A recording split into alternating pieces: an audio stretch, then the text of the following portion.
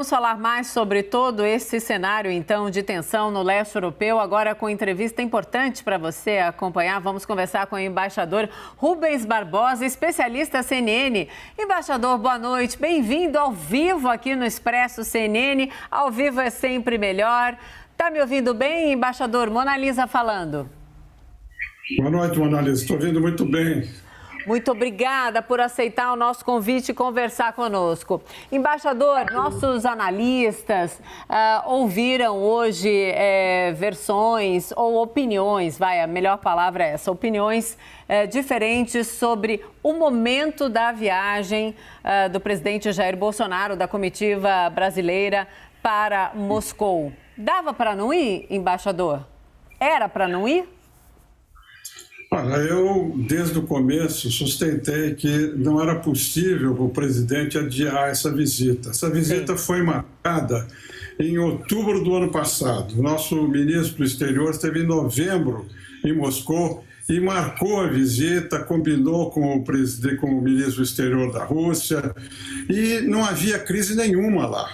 Então, essa visita está sendo colocada dentro de um contexto em que o governo brasileiro procura mostrar que não está isolado. Então, ele esteve aqui na América do Sul, na Guiana, no Suriname, e marcou essa visita agora para fevereiro na Rússia e na Hungria, com países afins, como foi mencionado aí por vocês. Eu concordo, são países com afinidade. O próprio Bolsonaro se referiu ao Putin como um conservador.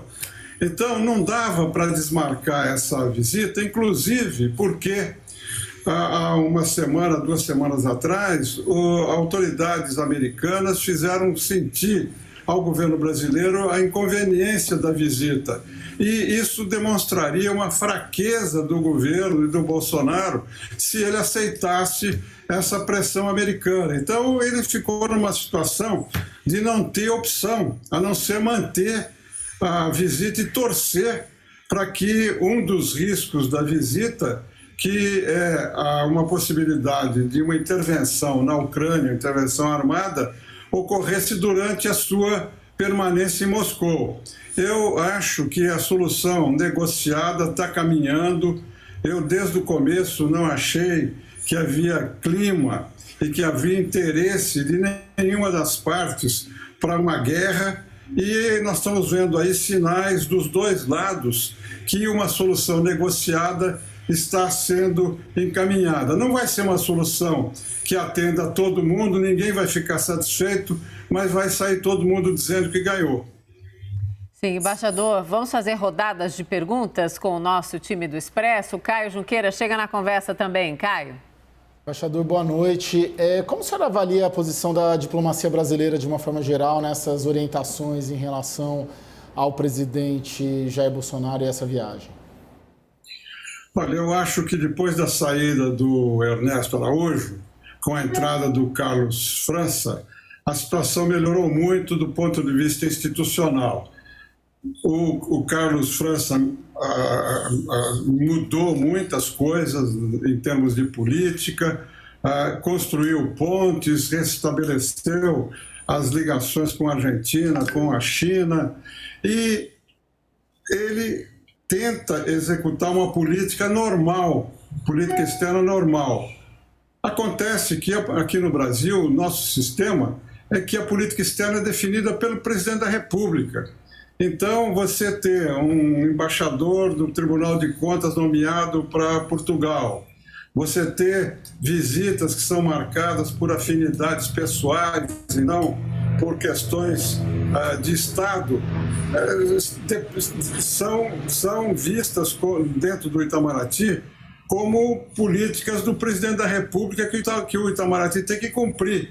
Eu acho que o Itamaraty melhorou muito, está avançando, mas as definições de alguns pontos é feita pelo presidente e não pelo Itamaraty.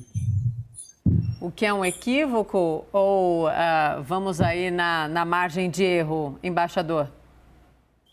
Não, como eu disse, no caso da Rússia, como já estava marcada, sim, e há interesses concretos, como vocês mostraram aí, sobretudo nessa questão do fertilizante, que a gente não pode esquecer que a agricultura é o motor da economia brasileira hoje. O dinamismo das exportações é muito grande. Se houver uma interrupção do fornecimento de fertilizantes, como foi previsto, e foi por isso que a ministra Tereza Cristina da Agricultura esteve, há coisa de algumas semanas atrás, em Moscou, para assegurar o fornecimento. Então, dentro desse contexto, faz sentido uma pressão do governo brasileiro para que não haja nenhuma interrupção, porque a Rússia determinou um embargo, né, das exportações, uma redução das exportações de fertilizantes. Ao Brasil não interessa isso.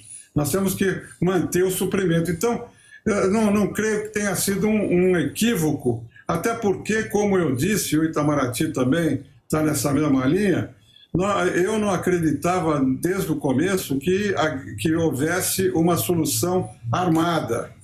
Então, dentro desse contexto, a visita não é um equívoco, porque não vai haver o risco maior de haver uma intervenção militar durante a visita do presidente, não vai ocorrer, e ele vai defender interesses concretos nossos lá. Renata, chega no papo também, Renata? Como vai, embaixador? Boa noite.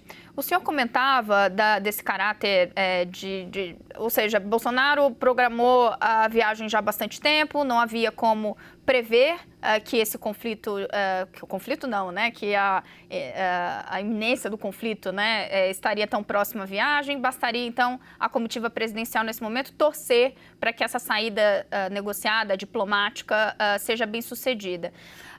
Tenho curiosidade de saber, caso a sorte não esteja ao lado da comitiva brasileira e aconteça, então, o início dessa guerra enquanto o presidente Jair Bolsonaro está em solo russo, qual é a reação mais apropriada por parte do governo brasileiro? Seria manter também a programação, a mesma situação que se colocou antes da viagem? Não, o presidente está chegando amanhã lá, e vai ficar amanhã e depois de amanhã. E não vai haver nenhum ataque nesses 2 dias à Ucrânia. Então, nós vimos aí as declarações do ministro exterior da Rússia. Não se coloca essa hipótese. Hoje, ao longo do dia, houve, inclusive, ali um momento de todo mundo entender, né, os recados que vinham da Ucrânia, e houve, inclusive, ali uma dúvida se haveria uma precipitação do conflito de imediato. Ainda assim, nessa linha, né? Então, não se coloca, nesse momento, a saída negocial diplomática está funcionando muito bem. Pois bem, esse risco esteja afastado. Vamos a uma outra questão que se coloca. O movimento do presidente Jair Bolsonaro, encontrando com o presidente russo, é suficiente, em certa medida, para afastar essa imagem de que ele está isolado internacionalmente? Olha, do ponto de vista do governo, sim. Eu acho que não é suficiente, né? O governo brasileiro, aqui na região, que é nosso entorno geográfico mais importante, nós estamos praticamente isolados, né? E você tem, por causa da questão do meio ambiente, da Amazônia, você está com sérias restrições na Europa também. O acordo nosso do Mercosul com a União Europeia não caminha. Então, há problemas, sim, no exterior do ponto de vista dos nossos interesses. Agora, como eu disse, essa visita tem que ser colocada também dentro do ponto de vista da política interna aqui no Brasil, assim como nos Estados Unidos e na própria Rússia. Por que os Estados Unidos estão tão vocais assim, anunciando a cada dia que no dia seguinte vai haver uma intervenção? Porque o Biden está sob pressão nos Estados Unidos, está com popularidade caindo e ele precisa demonstrar que ele está com força.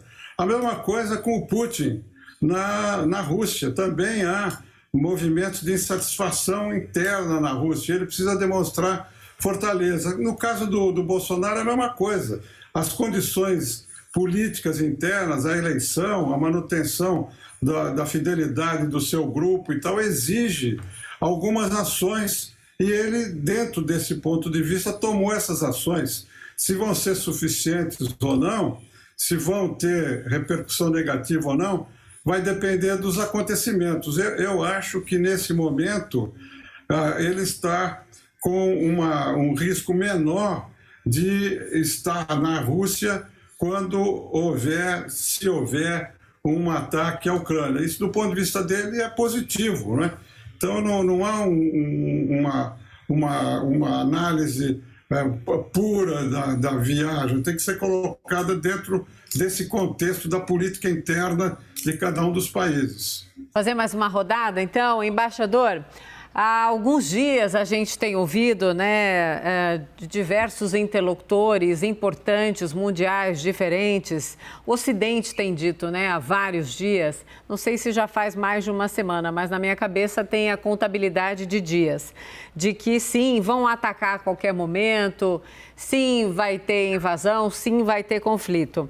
O fato disso não acontecer ainda enfraquece essa perspectiva do Ocidente, ou sim podemos ter um ataque a qualquer momento, apesar do senhor responder agora para a Renata que, bom, pelo menos nos próximos 2 dias não, porque teremos lá a presença do presidente Jair Bolsonaro conversando então com Putin. O que está de fato no cenário para a gente entender essa iminência mesmo do que seria algo mais grave, mais sério ali na região? Gostaria de ouvi-lo.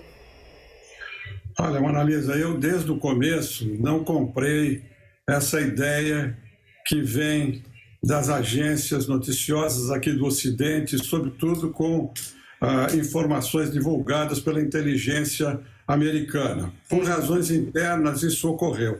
Eu, desde o começo, achei que isso ia ser resolvido pela negociação. E nas últimas semanas que você se referiu, nós também não estamos analisando aqui um outro aspecto que é muito importante. Por favor. As análises que nós fazemos são sempre baseadas em informações ocidentais e americanas, sobretudo. Se você lê os jornais europeus, você vai ver que na França eles têm outra posição, a Alemanha tem outra posição. Então não há uma unidade entre dentro do Ocidente, os Estados Unidos e a Europa. Há posições diferentes, como eu disse, não há interesse de ninguém nessa guerra avançar. Por isso que eu achei desde o começo que não ia haver um conflito armado, porque os interesses em jogo são muito grandes, tanto do lado da Europa quanto dos Estados Unidos. Você imagina, do ponto de vista do Biden, se houver uma guerra, como é que fica a popularidade dele? Ele tem soldados que ele mandou para os países da Rússia. Como é que fica a posição americana? Então, não há interesse. Há uma narrativa ocidental americana e uma narrativa russa, por razões de política interna. Agora, ninguém está interessado na deflagração de um conflito armado. Esse é um ponto principal. E, sobretudo, não há uma unanimidade de posição entre a OTAN e os Estados Unidos, na minha visão dessa questão. Sim, Caio, chega mais uma vez. Tenho certeza que tem mais uma pergunta. Embaixador, na sua avaliação, a posição dos Estados Unidos de resistir, de criticar, de mandar os recados todos para o governo brasileiro sobre essa viagem à Rússia se deve mais a uma preocupação dos americanos em impedir que o Brasil seja, vamos dizer assim, usado por Vladimir Putin, né, nessa geopolítica toda, ou pela preocupação dos Estados Unidos de sentir que está perdendo o apoio de um importante país no seu próprio continente? Olha, você mesmo deu a notícia aí de que mudou o tom da conversa dos Estados Unidos. Eu acho que as manifestações iniciais para desestimular a visita foram equivocadas, entendeu? Porque o Brasil está tomando essas decisões soberanamente. O presidente decidiu porque achou que era do interesse dele.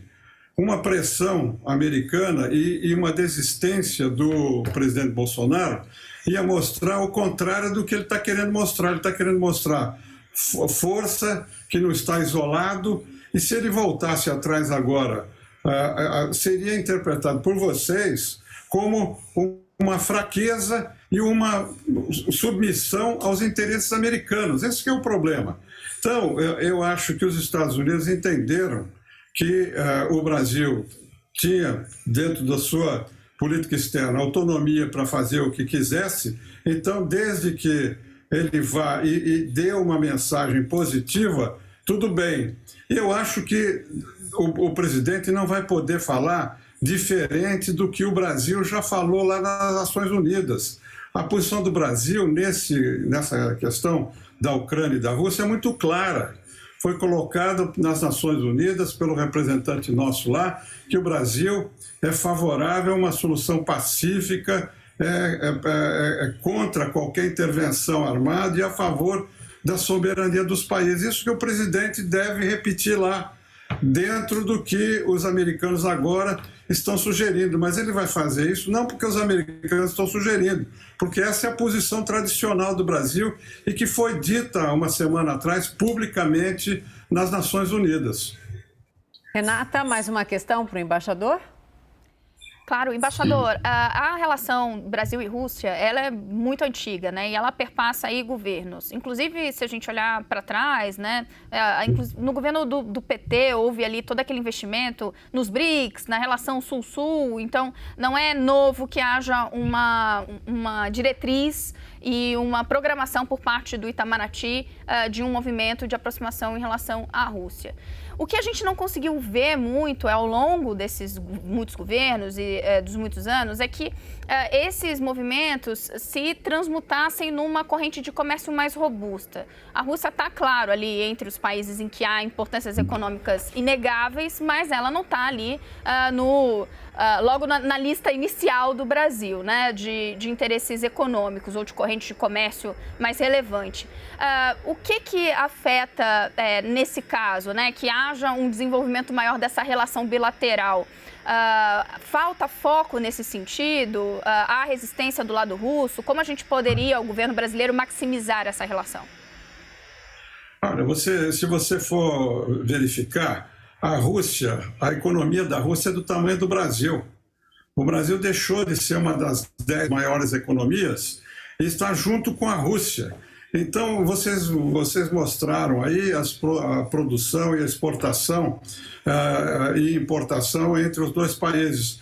A Rússia e o Brasil, hoje, se caracterizam por ter uma grande importância na área agrícola e na área extrativa, né, de petróleo, de gás, de minérios e de produtos agrícolas. Então, nós somos complementares. A Rússia exporta de maneira crescente trigo para o Brasil também.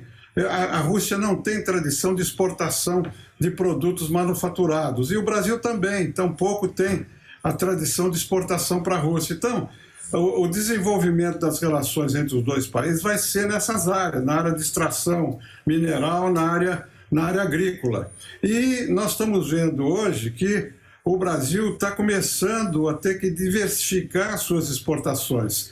E a presença desse grupo dos BRICS é muito importante. Foi mencionado, inclusive, no comunicado aí entre a China e a Rússia, e é uma área importante que nos próximos anos vai se desenvolver. Eu acho que nesse curto prazo é muito difícil você diversificar as exportações e as importações da Rússia e para a Rússia por causa da natureza da economia dos dois países. Não são países industrializados. A Rússia é uma potência, a segunda potência nuclear, militar do mundo. O Brasil não. O Brasil é uma potência agrícola.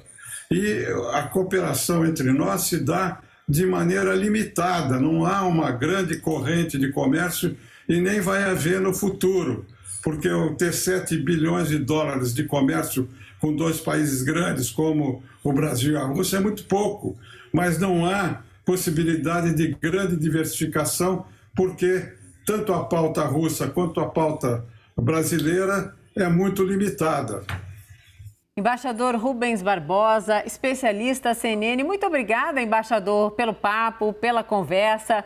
Venha sempre aqui conversar com a gente. Eu tenho certeza que pelo menos nos próximos dias a demanda será enorme, mas se o senhor quiser uma conversa boa, então à noite, claro, sempre será muito bem-vindo. Muito obrigada, até uma próxima. Obrigado, Mona Lisa, obrigado a todos, muito prazer de falar com vocês. Eu adorei, muito obrigada, venha sempre.